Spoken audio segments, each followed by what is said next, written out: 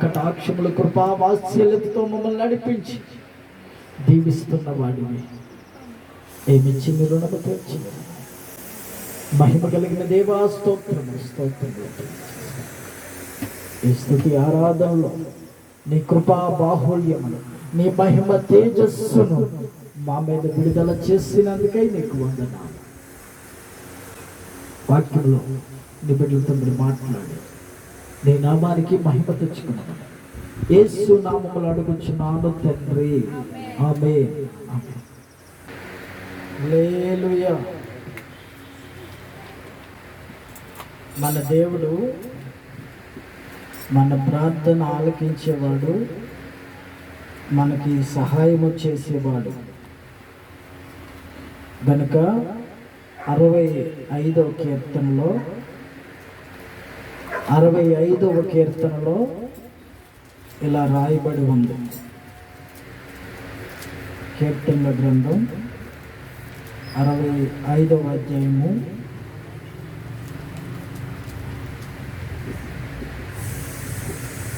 2వ వచనం.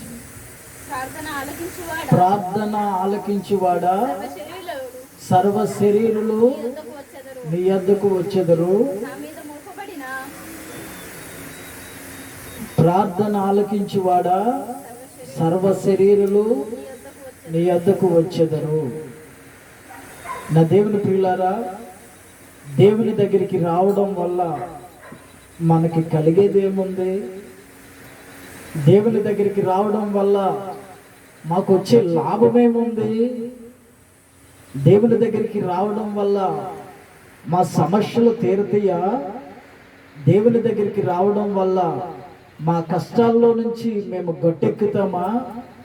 దేవుని దగ్గరికి రావడం వల్ల మాకేమైనా సహాయం దొరుకుతుందా అని ప్రజలు అనుకుంటూ ఉంటారు. కీర్తనకారుడు ప్రార్థన ఆలకించువాడా సర్వ శరీరులు నీ దగ్గరికి వస్తారు నాయన. ఎందుకంటే నువ్వు ప్రార్థన ఆలకించేవాడివి, నీవు మా మనవలి ఆలకించేవాడివి. మేము ఏ భాషతో మాట్లాడినా, ఇంగ్లీష్లో మాట్లాడినా, తెలుగులో మాట్లాడినా, కన్నడలో మాట్లాడినా, తమిళ్లో మాట్లాడినా, హిందీలో మాట్లాడినా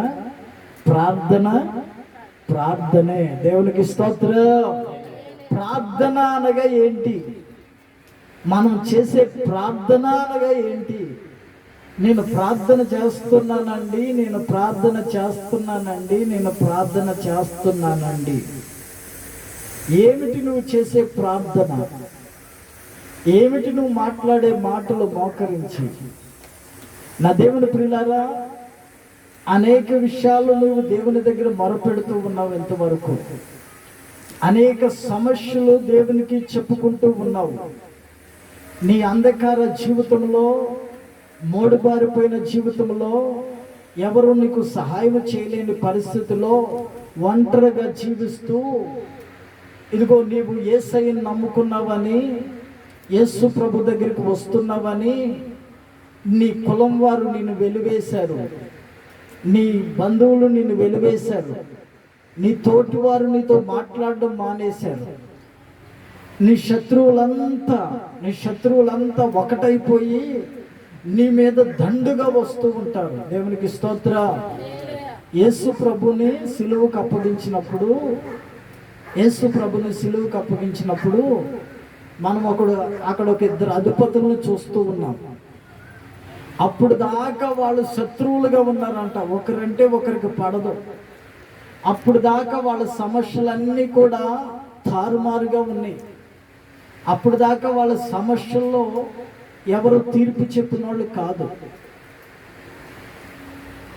యేసు ప్రభుని ఎప్పుడైతే అప్పగించారో, యేసు ప్రభుని ఒక నీతిమంతుణ్ణి, పరిశుద్ధంగా జీవించేవాడిని, ఇతరులు కూడా పరిశుద్ధంగా జీవించాలని ఆశపడేవాడిని ఎప్పుడైతే సైనికులు తీసుకెళ్ళి అప్పచెప్పారో సిలువుకి, అప్పుడు అవతల ఉన్న వాళ్ళిద్దరూ కూడా శత్రువులంతా కూడా శత్రువులు ఇద్దరు అప్పుడు దాకా వాళ్ళిద్దరికి ఒకరు ఉంటే ఒకళ్ళు పడదు, మహాపగ.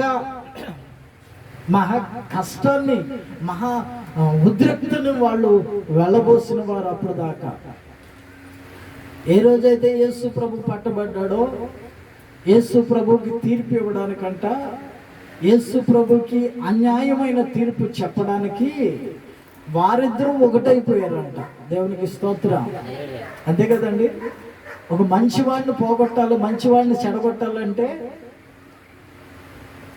అవతల వాళ్ళు పన్నాగాలు పన్ని అవసరమైతే వాళ్ళిద్దరికి పడకపోయినా ఈ మంచివాడిని చెడగొట్టే అంతవరకు వాళ్ళిద్దరు ఒకటైపోతారు. మనం అనుకుంటాం వాళ్ళిద్దరికి మొన్నటిదాకా పడదు కదా, వాళ్ళిద్దరికి పగే కదా. అంటే వాళ్ళిద్దరు దేనికోసం ఒకటయ్యారు అంటే నీతిమంతుడిని చెడగొట్టడానికి. కొంతమంది ఉంటారు, అరే వాడి మధ్య తాగుడు మానేసి తిరుగుతున్నాడు రా, వాడి మధ్య బూతులు తిట్టడం మానేసి తిరుగుతున్నాడు రా, వాడిని చెడగొట్టాలి. నిన్నటి రోజు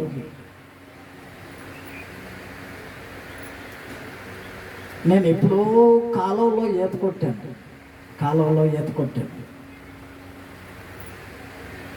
సరే, కొంతమంది కలిసి బయటికి వెళ్ళడం అంటే యాక్చువల్గా శనివారం బయటికి వెళ్ళను నేను. అసలు ఎప్పుడు కూడా శనివారం బయటికి వెళ్ళను.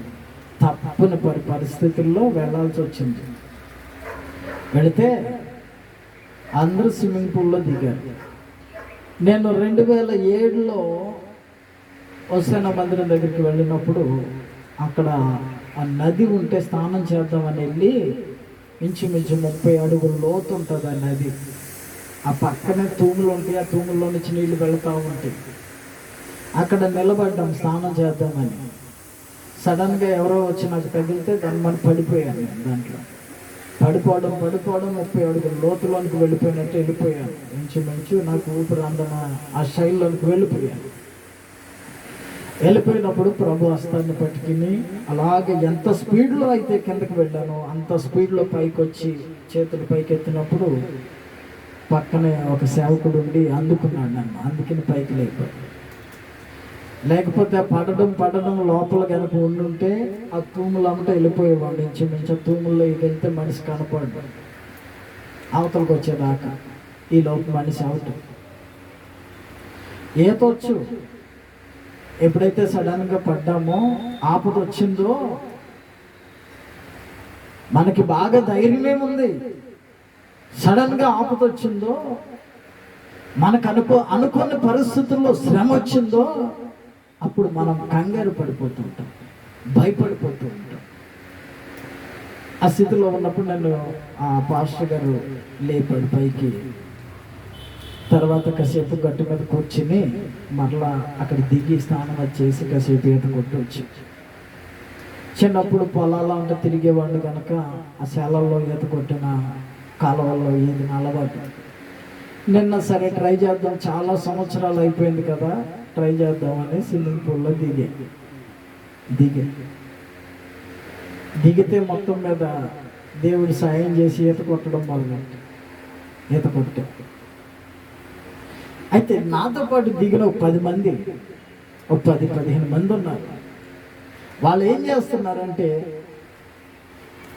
ఎవరైనా కొంచెం దూరంగా ఉండి ఈత కొట్టుకుంటారనుకో, వీళ్ళందరూ ఒకటైపోయి అరే అని ముంచారు అని ధనాధన వాడి దగ్గరికి వెళ్తున్నారు. చుట్టుముట్టు వాడి మీద నీళ్లు కొడుతున్నాడు, ఊపిరి తిప్పుకునే లోపు వాడిని ముంచేస్తున్నారు.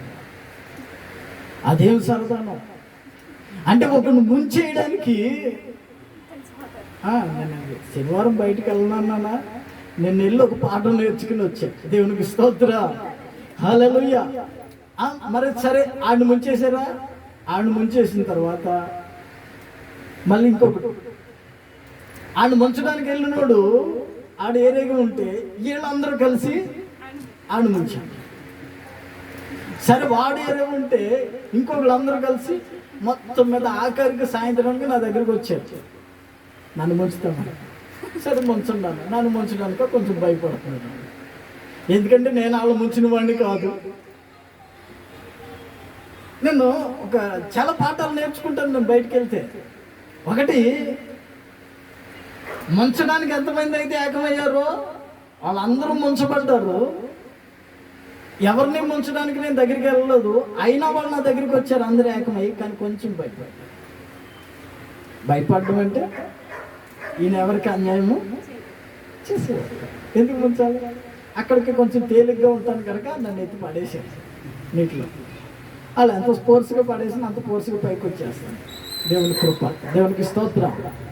అంటే ఒకరిని పాడు చేయడానికి 10 మంది ఏకమవుతారు, ఒకరిని కష్టాల పాలు చేయడానికి 10 మంది ఏకమవుతారు, ఒకరిని నష్టపరచడానికి అప్పుడు దాకా శత్రువులుగా ఉన్నవారైనా ఏకమైపోతారు.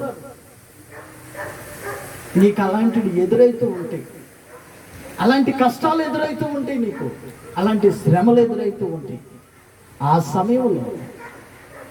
ఆ సమయంలో కూడా నీవు నిందారహితుడిగా ఉన్నప్పుడు, పాపం లేనివాడిగా ఉన్నప్పుడు, పరిశుద్ధంగా జీవిస్తూ ఉన్నప్పుడు, ఎవరికి హాని చేయని పరిస్థితుల్లో నీవు నీతిగా జీవిస్తూ ఉన్నప్పుడు నీ నీతి నీకు సహాయముగా నిలబడుతూ ఉంది. దేవునికి స్తోత్రం, హల్లెలూయా.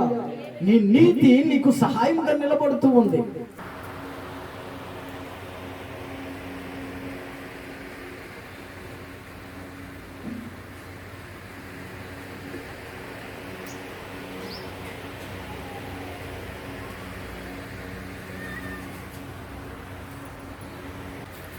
హల్లెలూయా.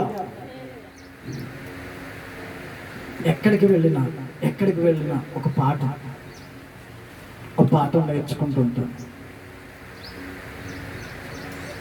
కనుక నా దేవుని పిల్లారా, మీ బంధువులు మిమ్మల్ని వెలివేస్తూ ఉన్నారు, మీ స్నేహితులు మిమ్మల్ని వెలివేస్తూ ఉన్నారు. అందరూ ఒకటైపోయారు, మనతో ఎవరు మాట్లాడతలేదు, వాళ్ళు మాట్లాడుకుంటున్నారు. అదేమన్నా ఏరే భాష? తెలుగే, మనకొచ్చిన భాషే. అయినా సరే వాళ్ళు మన మీద నిందలు మోపుతున్నా, మన మీద అవమానాలు మోపుతున్నా, మనం వారిని ఏమీ అనలేని పరిస్థితుల్లో ఉంటున్నాం. కారణం ఏంటంటే వాళ్ళకు మనం ఎప్పుడన్నా శత్రువులమా? వాళ్ళకి ఎప్పుడన్నా అన్యాయం చేసామా? కాదు. కేవలం యేసయ్యని నమ్ముకుని నీవు నీతిగా జీవిస్తున్నావన్న ఒక్క విషయము నిన్ను అవమానాల పాలు చేస్తుంది. దేవునికి స్తోత్రం, హల్లెలూయా. దానికంటే అవమానాల పాలు అయ్యేవాళ్ళు ఉన్నారండి. వాళ్ళు ఎవరో తెలుసా? లోకంలో తిరుగుతూ అనేక మందికి అన్యాయం చేస్తూ ఉన్న వారికి దేవుడు కూడా అన్యాయమే చేస్తారు. దేవునికి స్తోత్రం, హల్లెలూయా. సొమ్ముచిల్లిన ప్రాణములను లేవనెత్తేవాడు కదా ఆయన. అందుకే నీ ప్రార్థన ఏమై ఉంది రోజున? ప్రార్థన ఆలకించేవాడా? సర్వ శరీరులు నీ దగ్గరికి వస్తారు నాయన అంటే ఏమి చేస్తున్నావు? నీ ప్రార్థన ఏం ప్రార్థన చేస్తున్నావు అంటే, నీ శ్రమల్లో, నిందల్లో, అవమానాల్లో, కష్టంలో, సొమ్ముచిల్లిన సమయాల్లో ప్రభు మందిరానికి వచ్చి ఆయన సన్నిధిలో కూర్చుని మోకరించి నీవు హృదయపూర్వకంగా మనసారా దేవునికి ప్రార్థన చేస్తున్నప్పుడు ఆయన నీ మనవులు ఆలకిస్తాడు. దేవునికి స్తోత్రం, హల్లెలూయా, హల్లెలూయా. నీవేం మాట్లాడుకుంటూ కూర్చున్నావో ఆయన వింటూ ఉంటాడు. నీ పరిస్థితులు ఎలా ఉన్నాయో ఆయనకి తెలుసు. మీరు కావాలంటే ఇక్కడ చదవండి, మలాకి గ్రంథంలో ఒక మంచి మాట ఉంటుంది, 3వ అధ్యాయము 16వ వచనం. మలాకి గ్రంథం 3వ అధ్యాయము 16వ వచనం.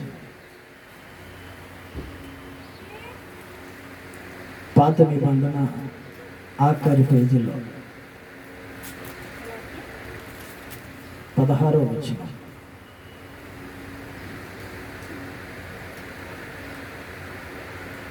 అప్పుడు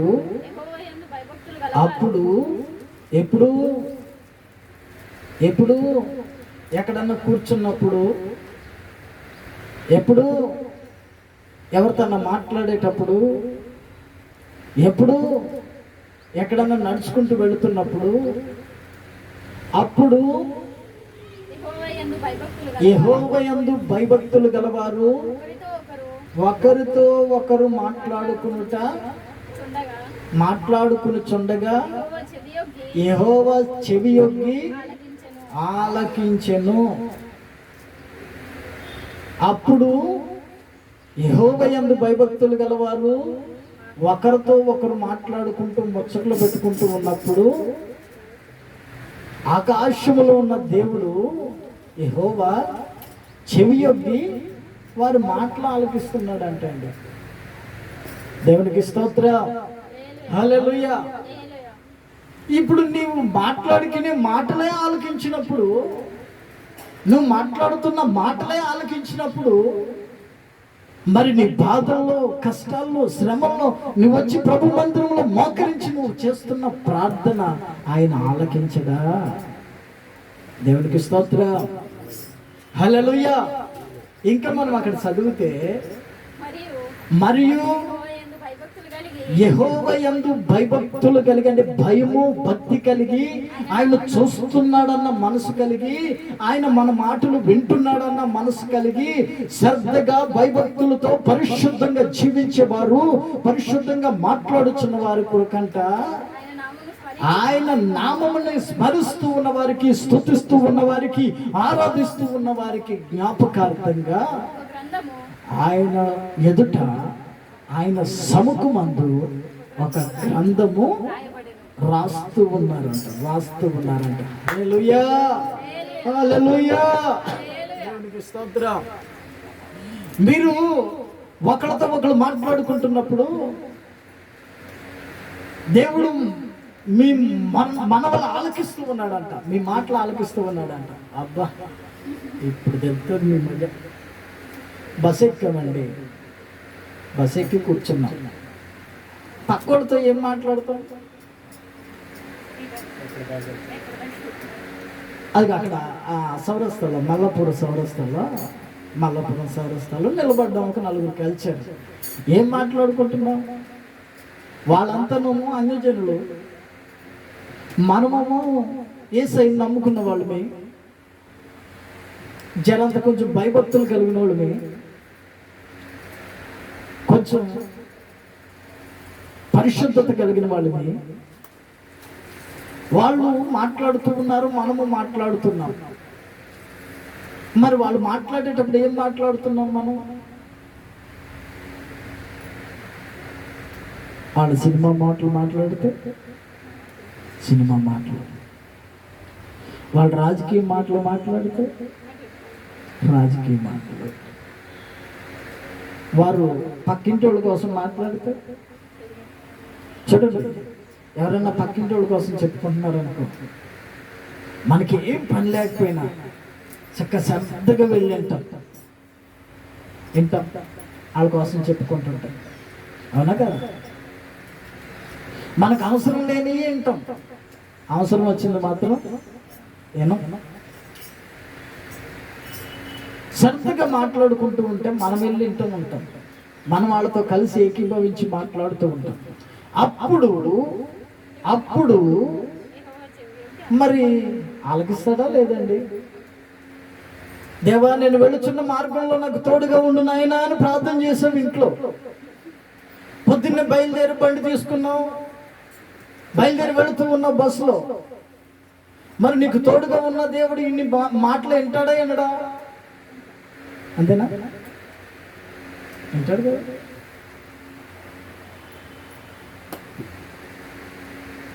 నువ్వు బయటికి వెళ్తా ఉన్నావు, రాజన్న కొంచెం నాతో పాటు రావా తోడుగా అన్నావు, వచ్చా, ఇద్దరం వెళ్తా ఉన్నాం. అక్కడ ఎవడో నీ దోస్తు కలిసాడు, నువ్వు ఆయనతో మాట్లాడుతూ ఉన్నావు ఈ స్టోరీలు. అప్పుడు నీ ప్రక్కనే ఉన్న నేను వింటానా, చెవులు మూసుకుంటానా? వింటానా కదా? మరి నువ్వు ఇంట్లో నుంచి బయలుదేరేటప్పుడు యేసయ్యకి ప్రార్థన చేస్తున్నావు, ప్రభువా నేను బయలుదేరి వెళుతున్నాను ఆయన, నాకు ముందు వెనక, ఆ ప్రక్కను ఈ ప్రక్కను, పైన కింద, అంటే 4 పక్కల సెక్యూరిటీ కావాలి నీకు, దేవుడిచ్చే కాపుదల కావాలి, దేవుడిచ్చే ఆశీర్వాదం కావాలి. మరి నువ్వు ఆ పనికి మాలిన మాటలన్నీ మాట్లాడుతూ ఉంటే ఆయన వింటున్నాడు కదా, అవునా కదా? మరి వినేటప్పుడు ఎంత జాగ్రత్తగా ఉండాలి నువ్వు?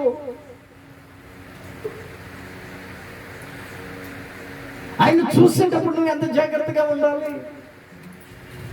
ఇప్పుడు ఆయన చూడాలని స్థలం ఎక్కడన్నా ఉందండి? నువ్వు అగాధంలోకి వెళ్ళినా అక్కడ ఆయన ఉన్నాడు. ఆకాశంలోకి రెక్కలు కట్టుకుని ఎగిరేసినా అక్కడ కూడా ఉన్నాడు. అవునా?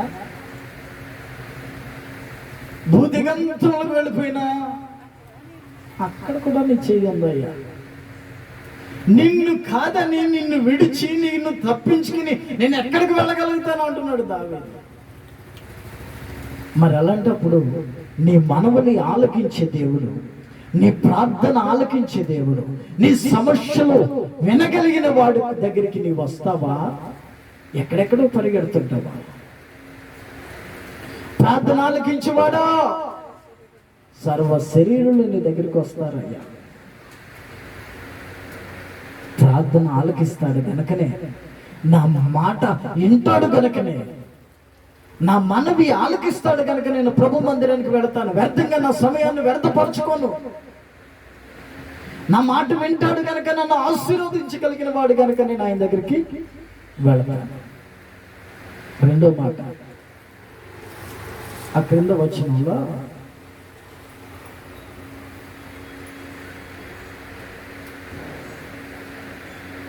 నాలుగో వచనం 65:4 నీ ఆవరణంలో నివసించున్నట్లు నీవు ఏర్పరచుకొని చేర్చుకునివాడు ధన్యుడు. నీ పరిశుద్ధ ఆలయము చేత నీ మందిరములోని మేలు చేత మేము తృప్తి పొందేదము. దేవునికి స్తోత్రం, హల్లెలూయా. ఎందుకు నీ మందిరానికి వస్తారు అంటే, ఏ కులానికి చెందిన వారైనా, ఏ మతానికి చెందిన వారైనా, ఏ సంస్థకు చెందిన వారైనా, ఏ రాష్ట్రానికి ఏ దేశానికి చెందిన వారైనా అందరూ కలిసి ప్రభు సన్నిధికి ఎందుకు వెళతారంటే, అందరూ కలిసి యేసయ్య మందిరానికి ఎందుకు వెళతారంటే, ఆయన సన్నిధిలో ఏమున్నాయండి? మేలు ఉంది. దేవునికి స్తోత్రం. ఆయన సన్నిధికి వస్తే ఒకటి నీ ప్రార్థన ఆలకిస్తాడు, రెండోది ఆయన సన్నిధిలో ఉన్న ఆశీర్వాదం చేత నిన్ను నింపుతాడు. ఆమేన్. ఒకడు ఇంట్లో బాగా కొట్లాటయ్యి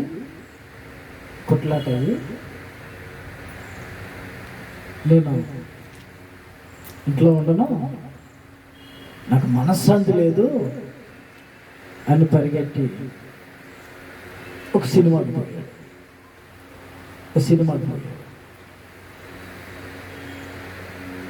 ఆ సినిమా ఎన్ని గంటలు ఉంటుందండి? ఆ సినిమా అంటే ఏదో అర్థాలు చెప్తారు, ఆ యుద్ధలో కానీ మనకి 3 గంటలు, 2.5 గంటలు, 3 గంటలు ఉంటుంది.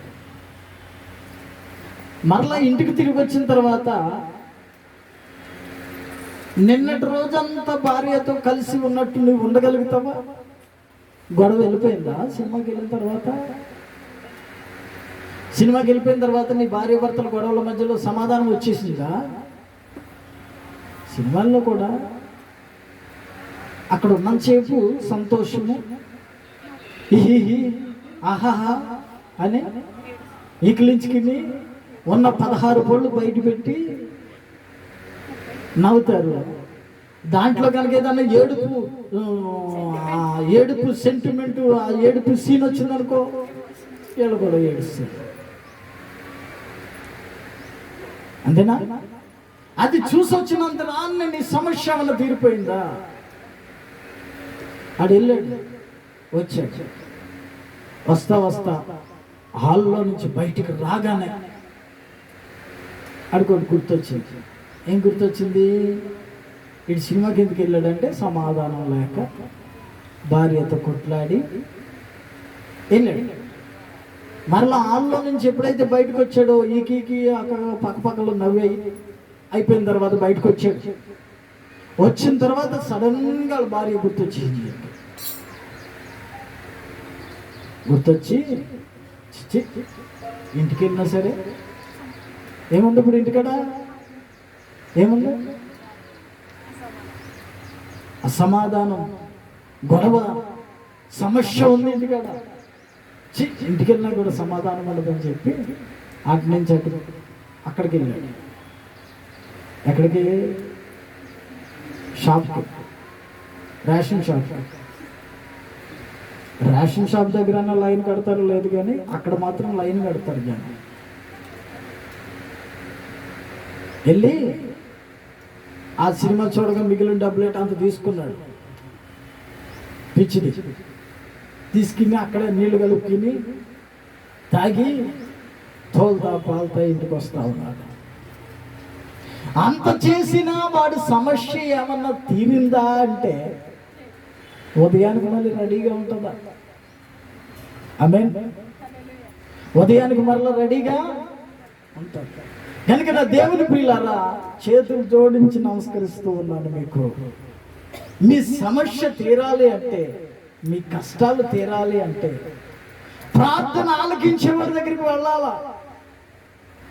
మీ సమస్య చెప్పుకుంటే వినేవాడి దగ్గరికి వెళ్ళాలి. వినుకోకుండా చెవులు మూసుకున్నవాడికో కళ్ళు మూసుకున్నవాడికో చెబితే, విననోడికి చెబితే నీకు ఏం లాభం?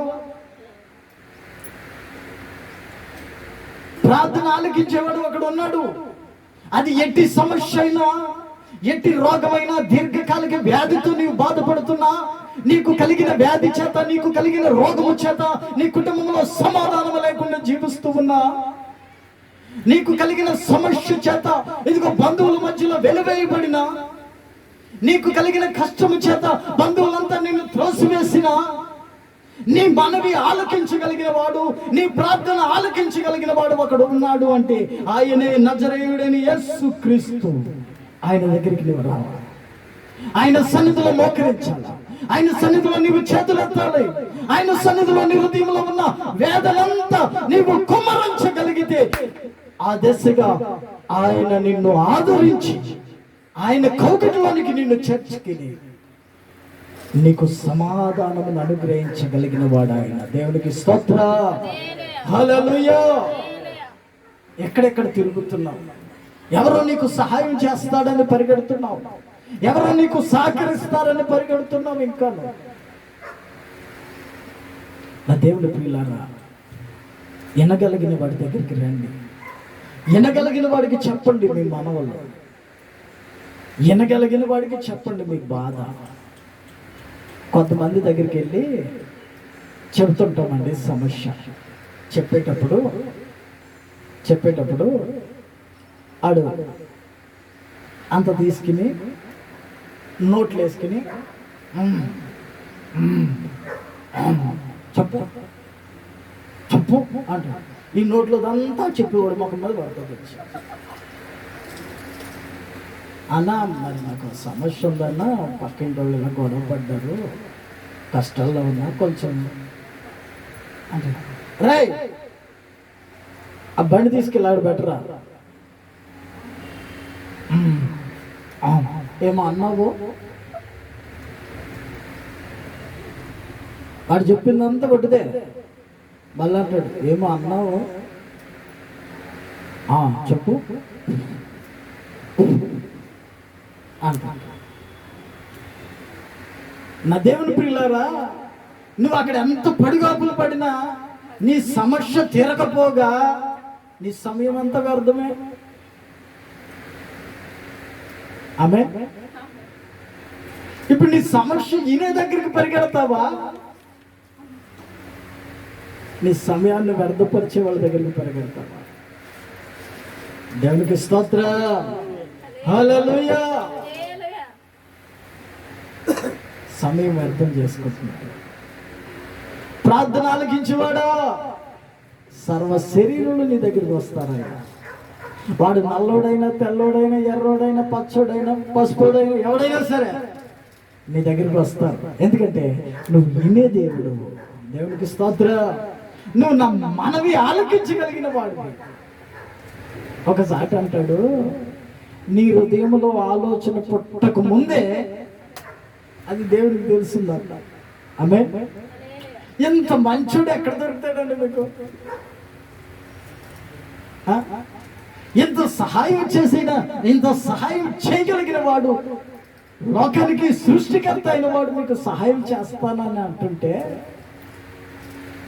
మేము అక్కడెక్కడ పరిగెడతామంటారు. హల్లెలూయా, హల్లెలూయా, హల్లెలూయా, హల్లెలూయా. ఆయన దగ్గర మోకరించి నీవు, ఆయన నీ మనవల్ని ఆలకిస్తాడే. ఆయన దగ్గర చెప్పుకో, వింటాడు. ఒకసారి అంటాడు, ఇదిగో నీవు నాకు చెప్పినదంతా నేను నీకు చేస్తాను, చెప్పినదంతా నేను చేస్తాను. ఈ రోజున మీరు ఏ పరిస్థితుల్లో, ఏ సమస్యల్లో ఇక్కడికి వచ్చారో, ఏ కుటుంబాలు అసమాధానంతో మీరు ఇక్కడికి వచ్చారో, మీ మనవులంతా కూడా ప్రభు ఆలకించబోతూ ఉన్నాడు. దేవునికి స్తోత్ర. మీ ప్రార్థన అంతా ఆయన ఆలకించబోతూ ఉన్నాడు. అంతేకాకుండా ఆయన సన్నిధిలో ఉన్న మేలు చేత మిమ్మల్ని తృప్తిపరిచి నడిపించబోతూ ఉన్నాడు. దేవునికి స్తోత్ర. హల్లెలూయా. ఎక్కడెక్కడో పరిగెడుతున్నావు, ఎక్కడెక్కడో తిరుగుతున్నావు, మేలు దొరికే దగ్గరికి నీవు రావట్లేదు కదా. మేలు అనుభవించలేకపోతున్నావు కదా. నీ సన్నిధిలో ఉన్న మేలు చేత ఆయన్ని తృప్తిపరుస్తున్నావు. నీ సన్నిధిలో ఉన్న ఆశీర్వాదముల చేత నీ వారిని తృప్తిపరుస్తున్నావు అంటున్నాడు దావీదు. అందుకే వస్తున్నాడు, అందుకే వస్తున్నాడు. ఎవరైనా ఏదైనా సహాయం చేస్తానంటే లైన్ కట్టి నిలబడతారు. అందుకనే దేవుని దగ్గర కూడా లైన్ కడుతుంటారు. ఒకరోజు యేసు ప్రభు ఒక ప్రాంతంలో ఉన్నాడని, ఆ ప్రాంతంలో సువార్త ప్రకటిస్తూ ఉన్నాడని ఆ ఊరిలో ఉన్న వాళ్ళందరూ విన్నారు. ఏ ఊరు? పక్క ఊరిలో ఉన్నవాళ్ళు, ఈ ప్రక్క ఊరిలో ఉన్నవాళ్ళు అందరూ విన్నారు. విని సరాసరి అప్పటికే సాయంత్రం అయిపోతుంది, ప్రొద్దుకూకుపోతుంది. ఉదయాన్నే నుంచి ఆయన పరిచర్య చేస్తున్నాడు, వాక్యం చెబుతా ఉన్నాడు, జనులు వింటూ ఉన్నారు.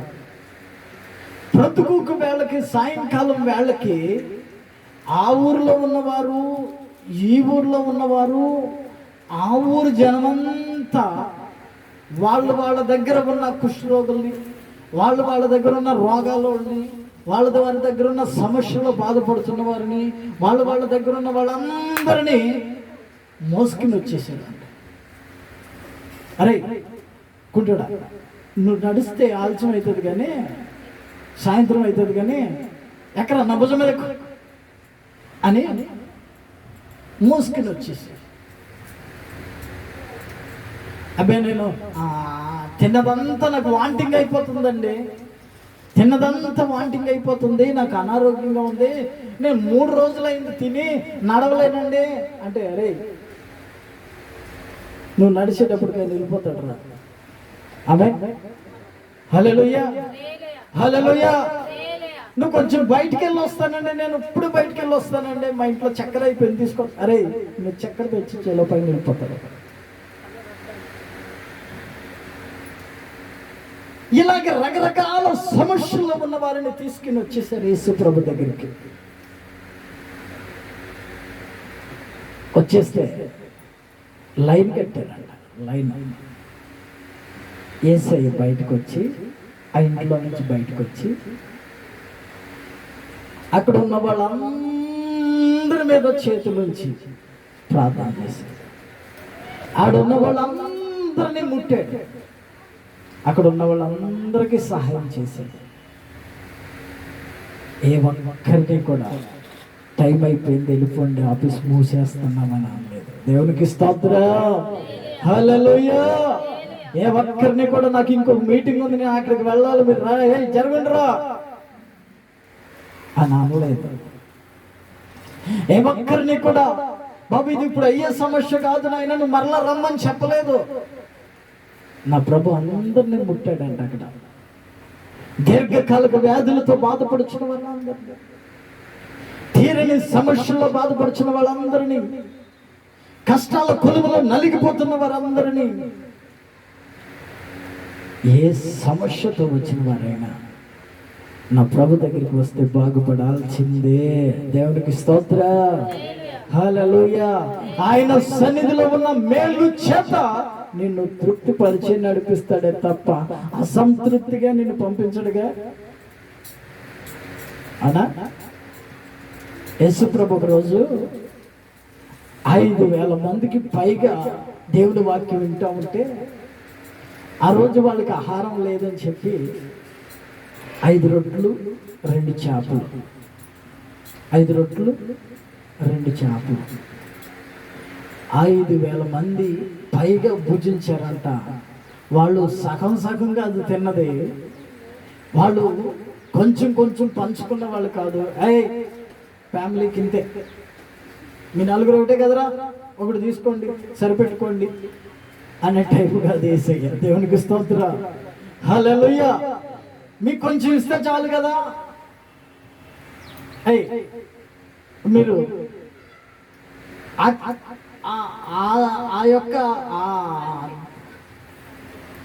దానికి చెందినోళ్ళు కాదు, దానికి చెందినోళ్ళు కదా మీరు. ఈ ఈ ఈ ఏంటి ఈ పథకం మీకు వర్తించదు అనేవాడు కాదు. దేవునికి స్తోత్ర, హల్లెలూయా. 5,000 మందికి పైనగా కూర్చున్నారండి, వాక్యం విన్నారు. ఆ రోజున 5 రొట్టెలు 2 చేపలు విరిచి పంచి పెడతా ఉంటే అందరూ తృప్తిగా తిన్నారంట. ఏ ఒక్కరు మీరు నిన్నే వచ్చిన వాళ్ళు, ఇక్కడ 3 రోజుల నుంచి ఉన్నవాళ్ళు, మీరు ఈ పథకానికి సంబంధించిన వాళ్ళు కాదు అని త్రోసివేసినోడు కాదు. మీరు ఇక్కడి నుంచి ఒక రౌండ్ అయిపోయింది, ఈ రౌండ్ తర్వాత మళ్ళీ చికెన్ ఉండదు మటన్ ఉండదు అని చెప్పేవాడు కాదు. హల్లెలూయా. ఏమండి నా దేవుని క్రియలు, ఏమండి నా యేసయ్య చేసే పనులు. హల్లెలూయా. అద్భుతాలు, ఆశ్చర్యకరమైన కార్యాలు చేయగలిగిన వాడు. నీ ఆలోచనకి అందని దేవుడు ఆయన. దేవునికి స్తోత్ర. నీ వచ్చి కూర్చో, మాట విను, నువ్వు మాట చెప్పు, ఆయన ఆలకిస్తా ఉంటాడు. నీ ప్రార్థన ఆలకించేవాడు, ప్రార్థన ఆలకించేవాడా సర్వ శరీరులు నీ దగ్గరకు వచ్చేస్తారయ్యా. వాళ్ళు వీళ్ళు కుల మత భేదాలు పెద్ద చిన్న తేడా ఏమి. ఒక రోజున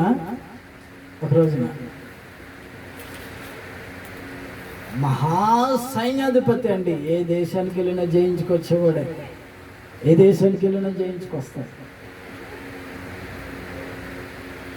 ఇంట్లో ఒక తీరని రోగం ఉంది, యుద్ధానికి వెళ్ళాడు, జయించాడు, సంతోషంగా ఇంటికి తిరిగి వచ్చేటప్పటికి భార్య ముఖంలో సంతోషం లేదు, పిల్లల ముఖంలో సంతోషం లేదు. ఎప్పుడో ఇశ్రాయేలులో నుంచి బందీగణంగా తీసుకొచ్చేసిన ఒక చిన్న అమ్మాయి ఉంది వాళ్ళ ఇంట్లో. ఆ అమ్మాయి అంటది, నా యజమానుడు ఎక్కడికెక్కడికి వెళ్ళినా విజయం వస్తుంది, ఎక్కడికెక్కడికి వెళ్ళినా ఆయన విజయాన్ని సాధించుకునే వస్తున్నాడు. మరి కుటుంబంలోకి వచ్చేటప్పటికి, ఇంట్లోకి వచ్చేటప్పటికి ఏంటి ఆ దుఃఖం, ఏంటి ఆ సమస్య? అసలు ఎప్పుడు ఒకరితో ఒకరు మాట్లాడుకున్నట్టు ఉండరు, ఎప్పుడు ఒకరితో ఒకరు సంతోషంగా ఉన్నట్టు ఉండరు. ఇదేం ఫ్యామిలీరా, ఇదేం ఫ్యామిలీరా అనుకుంటుందో చిన్నపిల్ల. అనుకుని ఓ రోజున అమ్మగారు కిచెన్లో ఉంటే వెళ్ళింది. అమ్మా, ఏ రోజు మీరు సంతోషంగా ఉండరు ఎందుకు? ఇప్పుడు మా వాళ్ళేమో తినే కారం మెతుకులైనా, గంగన్నం తిన్నా, ఆ చప్పుడు ముద్ద తిన్నా, హాయిగా సంతోషంగా పిల్ల పెద్దలు అందరూ కలిసి కూర్చుని తింటారు, సంతోషంగా ఉంటారు, మాట్లాడుకుంటారు, ఒకరికొకరు సమాధానంతో ఉంటారు, ఆనందంగా ఉంటారు. మరి మీకు ఇంత డబ్బు ఉంది, ఇంత ధనం ఉంది, మా అయ్యగారికి మించిన వాళ్ళు లేరు, అయ్యగారు ఎక్కడికి వెళ్ళినా యుద్ధాలను జయించుకుని వస్తాడు. మరి ఏ రోజు మీరు సంతోషంగా ఉండడం నేను చూడలేదమ్మా, 7 సంవత్సరాలు అయింది నన్ను మీరు పట్టుకొచ్చి అందా ఆ చిన్నపిల్ల. అంటే ఆ యజమాని వాళ్ళంది, అమ్మ ఏం చెప్పాలి తల్లి, ఏం చెప్పాలి, మాకున్న సమస్య ఇంత అంత తీరేదా, ఏం చెప్పాలి? ఇదిగో మీ అయ్యగారికి కుష్ఠరోగం ఉంది కనుక ఎంత సంపాదించినా ఎన్ని చేసినా మాకు ఆ సమస్యతో నిద్ర పట్టదు, కడుపు నిండా తినలేము, సమాధానంతో ఉండలేము, సంతోషంతో ఉండలేము అంటే ఆ చిన్నపిల్ల అంది, ఆ సింతేనా, ఆ సింతేనా, ఇగో దీనికి మా ఊర్లో ఒక పాస్టర్ గారు ఉన్నాడు. అబ్బో పాస్టర్లు అంటే మీకు పడదుగా, క్రిస్టియన్స్ అంటే మీకు పడదుగా, అయినా చెప్తున్నా ఏమనుకోకుండా, మా ఊర్లో ఒక పాస్టర్ గారు ఉన్నాడు, అయ్యగారు కనుక అక్కడికి వెళితే బాగుపడుతుంది. వారిని మేము ఎన్ని డబ్బులు ఖర్చు పెట్టాము, ఎన్ని స్కానింగ్లు తీసాము, ఎన్ని రిపోర్ట్లకు ఫైళ్ళు ఉన్నాయి రిపోర్ట్లు, ఎన్ని ఊర్లు తిరిగాము, ఎన్ని నాటు వైద్యాలు వాడాము, ఎక్కడెక్కడో తిరిగాము. నువ్వేదో సింపుల్గా చెబుతున్నావు. మరి ఆయనకి వెళుతూ ఏమన్నా ఒక ఫీజు ఎంత తీసుకుంటాడు, ఏమాత్రం తీసుకుంటాడు అండి ఫీజు? అబ్బో అట్టండి ఏమి లేవు. దేవునికి స్తోత్ర, హల్లెలూయా. ఫీజులు తీసుకునే రకం కాదు నా యేసయ్య. దేవునికి స్తోత్ర, హల్లెలూయా. నువ్వు చెప్పుడు మాట వినకపోతే నీ దగ్గర ఎలా తీసుకోవాలో నీకు తెలుసు, కానీ ఆయన చేసిన దానికి ఫీజు తీసుకునే రకం కాదు. ఆమేన్. ఫీజు ఏమాత్రం తీసుకుంటాడు? ఆయన ఫీజు తీసుకోడండి. మీరు వెళ్ళి ఆయన అడిగితే ప్రార్థన చేస్తాడు, బాగుపడి వస్తారు, మీరు వెళ్ళండి అని చెప్పింది. చెబితే మొత్తం మీద ఆ రోజున ఆయన వచ్చిన తర్వాత ఈ అమ్మగారు వాళ్ళ భార్య మాట్లాడింది, అయ్యా మనం ఎక్కడెక్కడో తిరిగాము, ఏమేమో చేసాము, ఎన్నెన్నో ప్రయత్నాలు చేశాము, మన ఇంట్లో ఉన్నది చిన్నది, మన ఇంట్లో ఉంది, మనము దాన్ని బందీగా పట్టుకొచ్చాం, ఆ చిన్నది ఏదో సొల్యూషన్ చెబుతుందయ్యా. ఏంటంట? లెగలేనోడికి లెక్కలు ఎక్కువని. ఏంటంట అంటే ఒక పాస్టర్ గారు ఉన్నారు, పాస్టర్ ఇష్టం, ఇది పెద్ద పౌరోషం, మళ్ళీ గొక్కినవాడికి, రసగారుకుంటా తిరిగేవాడికి పౌరోషం ఎక్కువ. పాస్టర్కి ఇష్టం, పాస్టర్లు చెత్తొద్దన్నా నా దగ్గర అంటాడు. అయ్యా చెప్పేది అయ్యా, ఒక పాస్టర్ గారు ఉన్నాడంట, ఆయన దగ్గరికి వెళితే బాగుపడతామంట. ఇదిగో మొన్నే ఆ దేశానికి వెళ్ళి అందరిని కొట్టేసి వచ్చాను, మళ్ళీ నేను ఇప్పుడు అక్కడికి వెళ్ళాను అనుకో, వాళ్ళు మరలా కొట్టడానికి వచ్చానే అనుకుంటాను. లేదయ్యా మీరు ఒక్కసారి వెళ్ళి చూస్తే ఆయన ఫీజు ఏం తీసుకోడంట. ఆ ఫీజు ఇవ్వడానికి మన దగ్గర ఏం తక్కువ ఉంది? ఎక్కించండిరా 4 బళ్ళు, మంచి కాస్ట్లీ దుస్తులు వేయండిరా 4 బళ్ళ మీద, 4 బళ్ళ మీద బంగారం వేయండిరా, 4 బళ్ళ మీద ఎండి ఎత్తడి రాగి బంగారం అన్నీ వేసుకున్నాడు. బయలుదేరే ముందు ఆ దేశపు రాజు దగ్గరికి వెళ్ళి ఒక లెటర్ రాయించుకున్నాడు. నేను పలానా దేశానికి పోతున్నానండి, అక్కడ ఒక పాస్టర్ గారు ఉన్నాడంట, నేను కలిసి ప్రార్థన చేయించుకుని వస్తాను, నా రోగం బాగుపడుతుందంట. అంటే ఆ రాజుగారు అంటాడు, అంటే మంచిదే కానీ నువ్వు వెళ్ళడము మన శత్రువు దేశానికి వెళ్ళడం అంత మంచిగా ఉండదే, అది శత్రువు దేశం కదా, అంత మంచిగా ఉండదేమో అంటే. మరి నాకున్న రోగం అలాంటిది కదండి. సరే, నేను ఆ దేశంలో ఉన్న రాజుకు ఒక లెటర్ రాసిస్తాను, మా సైన్యాధిపతి అక్కడికి వస్తున్నాడు, మీ దేశంలో ఏదో స్వస్థత జరుగుద్దంట, ఇదిగో అక్కడ ఒక మందిరం ఉందంట, డేరాలతో కట్టుందంట, అక్కడికి వెళితే స్వస్థత జరుగుద్దంట, బాగుపడతారంట, కనుక ఈయనకి అక్కడికి వెళ్ళడానికి మా దేశపు సైన్యాధిపతికి పర్మిషన్ ఇమ్మని ఒక లెటర్ రాసిచ్చాను. ఆ లెటర్ పట్టుకెళ్ళి ఈయన సరాసరి ఆ లెటర్ పట్టుకెళ్ళి ఇజ్రాయేల్ దేశంలో ఉన్న రాజుకి, సామ్రాజ్యంలో ఉన్న రాజుకి ఆ లెటర్ ఇచ్చాడు. నేను పలానా సిరియా దేశం నుంచి వచ్చానండి, మా రాజుగారు మీకు ఈ లెటర్ ఇమ్మన్నాడు. ఆయన ఆ లెటర్ చదివాడు, అంతే బట్టలు చింపేసుకున్నాడు, ఏడవడం మొదలు పెట్టాడు. ఏముంది ఆ లెటర్లో, ఏముంది ఉత్తరంలో? ఈ సిరియా దేశపు సైన్యాధిపతి రాజు మరలా పన్నాగం పని వచ్చాడేమో, నేను వాడిని స్వస్థపరచడానికి, వాడిని బాగు చేయడానికి నేను ఏమైనా దేవుణ్ణా అని కంగారు పడిపోతున్నాడు. ఆ సామ్రాజ్యంలో ఉన్న రాజు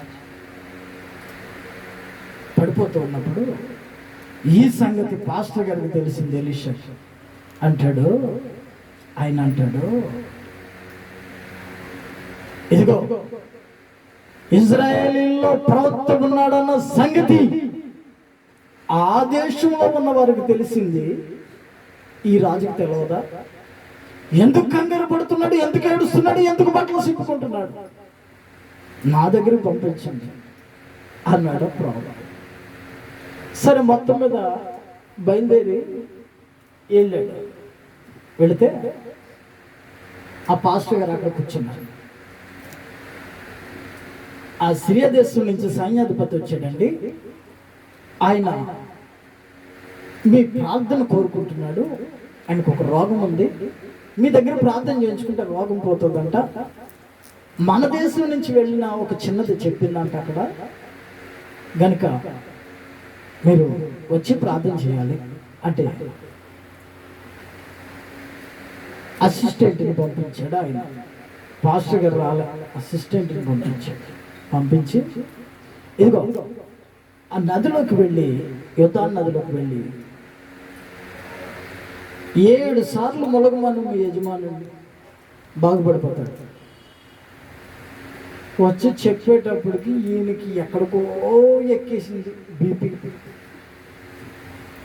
నేను చెప్పాక రోగంతో ఉన్నవాడికి పౌరుషం ఎక్కువ, వాళ్ళు ఎగలేడు, లేస్తే కళ్ళు తిరుగుతూ ఉంటాయి వాడికి, మళ్ళీ అరుస్తూ ఉంటాడు, అజయలేదు ఇజయలేదు. రోగంతో ఉన్నవాడు బాగున్నాడు నలుగొండ పక్కన పడుకుంటే వాళ్ళకి ఆ నరాలు కండరాలన్నీ కొంచెం బలపరచబడి ఏదో ఇచ్చింది ఏదో తాగితే కొంచెం బలం పొందుకుని 2 రోజులకో 3 రోజులకో లెగుస్తారు. వీళ్ళకి లెక్కలు ఎక్కువ, వీళ్ళ పౌరుషం ఎక్కువ. వెళ్తే ఆయన అంటాడు, చెరువులో దిగు, అక్కడ 7 సార్లు మునుగు సరిపోతుంది అన్నాడు పాస్టర్ గారు. ఈయన కోపం వచ్చేసి, మా ఊళ్ళో ఎన్ని నదులు లేవు, దీనికంటే పెద్ద పెద్ద నదులు ఉన్నాయి, దీనికంటే పెద్ద పెద్ద మందిరాలు ఉన్నాయి, దీనికంటే అవి ఉన్నాయి, అవి ఉన్నాయి, ఎన్నున్నా ప్రార్థన ఆలకించబోడా సర్వ శరీరులు నీ దగ్గరికి వస్తారు నాయన. ఈయనే దేవుడు అండి. నువ్వు ఆ మతానికి చెందినోడు, ఆ కులానికి చెందినోడు అని బయట నిలబెట్టేవాడు కాదు. నువ్వు ఏ సమస్యలు ఏమన్నా సరే ప్రభు సన్నిధికి వస్తే నీ ప్రార్థన ఆలకించగలిగిన వాడు ఆయన. ములుగెళ్ళే అంటే ఆ పనుడు ఒకడుండి, అయ్యా ఈయన ఒకవేళ 1 లక్ష రూపాయలు ఖర్చు పెట్టి భోజనాలు పెడితే నీ ఇంటి మీద ఉన్న దోషం పోతుంది అంటే నువ్వు చేసేవాడివి కదా. కొన్ని క్రొవ్వును ఎడ్లను వధించి బలిచ్చి అన్నదానం చేయమంటే నువ్వు ఎన్ని లక్షలన్నా ఖర్చు పెట్టి నువ్వు చేసేవాడివి కదా. దానికంటే ఏదో ఒక నీటిలో మొలగమన్నాడు సింపుల్గానే. అలాగే ఉంటాయండి దేవుని కార్యాలు. హల్లెలూయా. నువ్వు బయటకు వెళితే నువ్వు బిర్యానీ తినొచ్చు, ప్రభు సన్నిధిలోనికి వచ్చి రొట్టె ముక్క తిన్నా నీకు ఆశీర్వాదమే. దేవునికి స్తోత్రం. హల్లెలూయా. బయట తిరిగి సంపాదించి నువ్వు ఎక్కడెక్కడో ఎంజాయ్ చేయవచ్చు. ప్రభు సన్నిధిలో ఉండి కొంచెము కలిగి ఆ చిన్న చెబుతుంది, కారం మెతుకులు తిన్నా మా వాళ్ళు హాయిగా నిద్రపోతారండి. మీరేంటండి యుద్ధాలు చేయిస్తారు, బంగారం ఉంది, ఇంటి ఉంది, ఒక్కరోజు నవ్వుకోవడం చూడలేదండి మీ ఇంట్లోనూ. నా దేవుడి పిల్లరా, ప్రార్థన ఆలకించేవాడి దగ్గరికి మీరు వెళ్తే అన్ని ప్రార్థన ఆలకిస్తారు.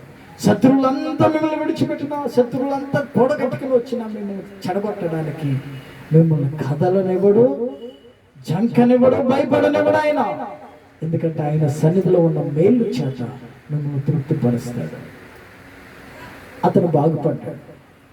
ఈ సైన్యాధిపతి ఆ చిన్నోడు చెప్పిన మాటలు విని మొత్తం మీద ఆ కోనేటిలో దిగాడు. దిగి 7 సార్లు మునిగితే చిన్న పిల్లవాడి శరీరం లాగా అయిపోయింది. నా దేవుని పిల్లరా, ఈనేవాడి దగ్గరికి వెళ్తే మన లాభం ఉంటుంది. ఎన్నోడి దగ్గరికి వెళితే, ప్రార్థన ఆలకించే దేవుని దగ్గరికి వెళితే నీకు సమస్య తీరుతుంది. నువ్వు దీర్ఘకాలిక వ్యాధితో బాధపడుతున్నా, కుటుంబంలో అప్పులతో బాధపడుతున్నా, సమస్యలతో బాధపడుతున్నా, కృంగిపోయిన స్థితిలో ఉన్నా, పిల్లల మాట వింటలేదని, భార్య మాట వింటలేదని ఏడుస్తూ కూర్చున్నా, నువ్వు ప్రార్థన ఆలకించేవాడి దగ్గరికి వెళితే నీ ప్రార్థన ఆయన ఆలకిస్తాడు. నీ సమస్య ఆయన తెలుసుకుంటాడు. అంతేగాని మనం ఎక్కడెక్కడో తిరిగినంత రాన్న మన సమస్యలు తీరవండి. మన కష్టాల్లో నుంచి బయటపడడం అన్న ఆ మాట వాస్తవం కాదు.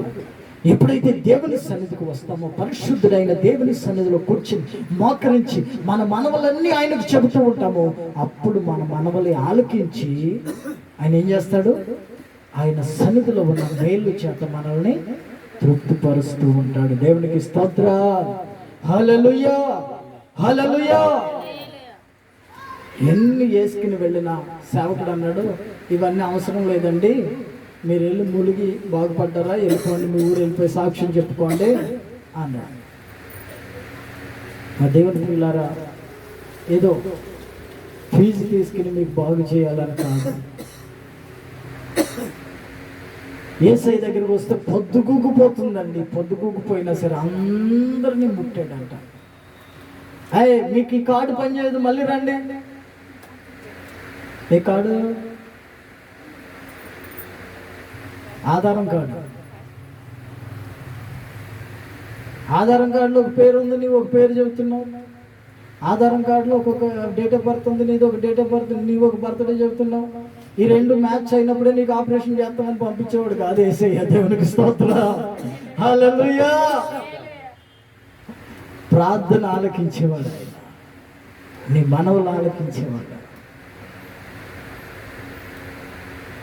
నువ్వు ఈ దీనికి చెందినోడు కనుక, నువ్వు ఈ సబ్జెక్టులో నువ్వు లేవు కనుక నీకు ఈ పథకం నీకు వర్తించదు అని పంపించేవాడు కాదు. దేవునికి స్తోత్రం. హల్లెలూయా. అందరికీ సహాయం చేయగలిగిన దేవుడు ఉన్నాడు అంటే ఆయనే నజరేయుడైన యేసుక్రీస్తు. కనుక నీవు ఆయన సన్నిధిలోనికి వచ్చావు. ఈ రోజున నీకు నీవుగా ఏదో వెళ్ళాలి కదా అని కాదు, నీవు ఆయన నడిపిస్తే ఆయన సన్నిధిలోనికి నీవు వచ్చావు కనుక, నీ మనవులన్నీ ఆలకిస్తూ ఉన్నాడు కనుక, నీ ప్రార్థన అంతా వింటూ ఉన్నాడు కనుక, నీ సమస్యలన్నీ తొలగించగలిగిన వాడు ఆయన దగ్గరికి వచ్చావు కనుక, ఆయనే నీకు సహాయం చేయగలిగిన దేవుడు. దేవునికి స్తోత్రం కలుగును గాక. హల్లెలూయా, హల్లెలూయా. మొదటిది ఏం చెప్పాను? ప్రార్థన ఆలకించేవాడా, సర్వ శరీరులు నీ వద్దకు వచ్చెదరయ్యా, నీ సన్నిధిలో ఉన్న మేలు చేత వారు తృప్తి పొందుతారు. నీ వాళ్ళని తృప్తిపరుస్తావు గనక వాళ్ళకి ఎటువంటి లోటు లేకోకుండా, వాళ్ళకి ఎటువంటి సమస్యలు లేకుండా నీ దగ్గరికి వచ్చిన వాళ్ళందరూ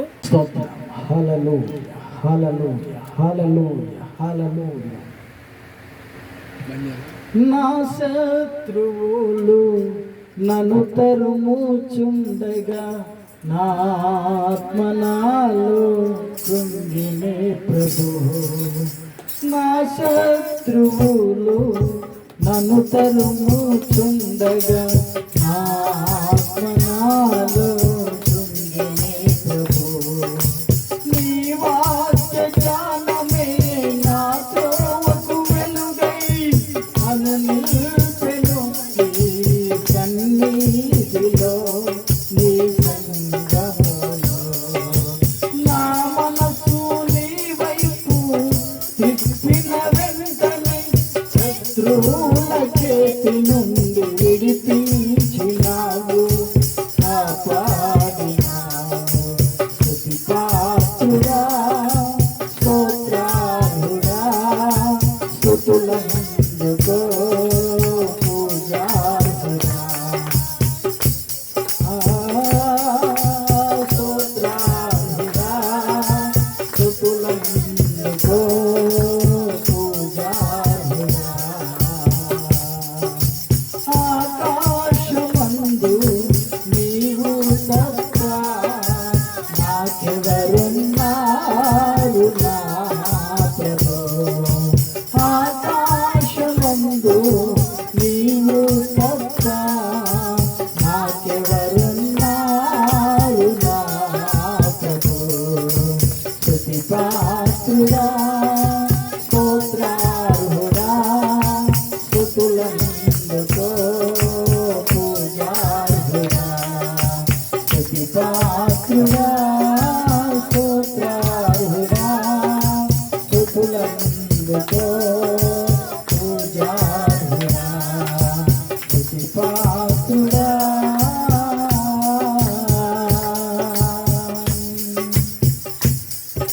హల్లెలూయా. ప్రేమగల తండ్రి ప్రభువా, నీకు వందనాలు. కూడి వచ్చిన వాక్యం విన్న ప్రతి బిడ్డని మీరు దీవించి ఆశీర్వదించండి. ప్రార్థన ఆలకించువాడా, సర్వ శరీరంలో నీ దగ్గరకు వస్తారా అన్నావు. నీ దగ్గరికి వచ్చిన